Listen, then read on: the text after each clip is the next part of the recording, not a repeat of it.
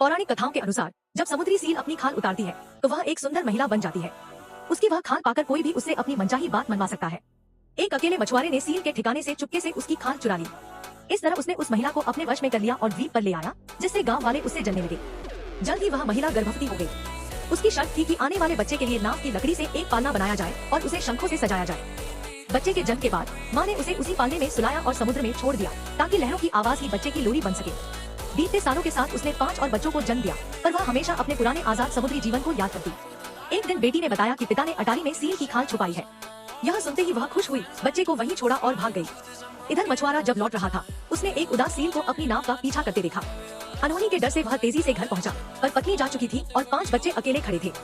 मछुआरा टूट गया और बेबस होकर रेत पर बैठ गया। इस हादसे के बाद शहर में सील के शिकार पर रोक लग गई, पर वह झूला वहीं तट पर अकेला छूट गया।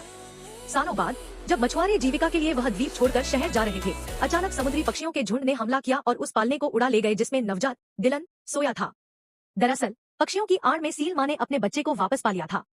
देखते ही देखते पालना लहरों में ओझल हो गया। इस दुख के बाद परिवार शहर चला गया। पिता काम में व्यस्त रहने लगे, इसलिए बेटी अन्ना को दादाजी के पास भेज दिया।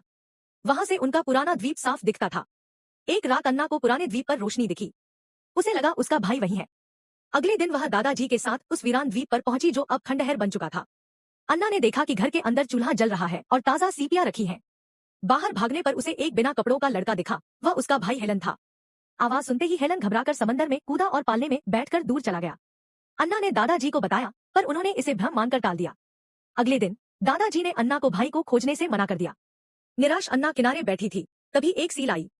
अन्ना जैसे ही नाव पर चढ़ी, उसकी रस्सी खुल गई और सील ने नाव को धक्का देकर उसे दोबारा उसी पुराने द्वीप पर पहुंचा दिया। वह तुरंत पुराने घर भागी जहां हेलन मौजूद था। हेलन बचपन से सील का दूध पीकर बड़ा हुआ था, इसलिए आहट पाते ही भाग गया। अन्ना ने पीछा किया, पर एक समुद्री शेरनी ने बीच में आकर अन्ना को गिरा दिया। रात में दादाजी वहां पहुंचे। अन्ना के दोबारा कहने पर उन्होंने डांटा कि छोटा बच्चा समंदर में जीवित नहीं रह सकता। घर लौटकर जब अन्ना ने दादी को रोते देखा तो सारी सच्चाई उन्हें बता दी। सुनते ही दादी पोते को लाने की जिद पर अड़ गई। मजबूरन पूरा परिवार उस छोटे द्वीप पर आ गया। तभी अचानक तेज बारिश शुरू हुई और तट से सील की आवाजें आने लगी।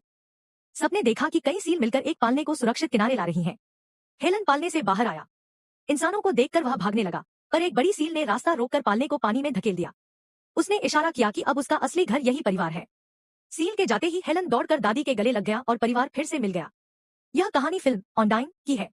इसकी जादुई लोक कथा और परिवार के पुनर्मिलन का यह एहसास सीधे दिल को छू जाता है। यही फिल्म समाप्त होती है।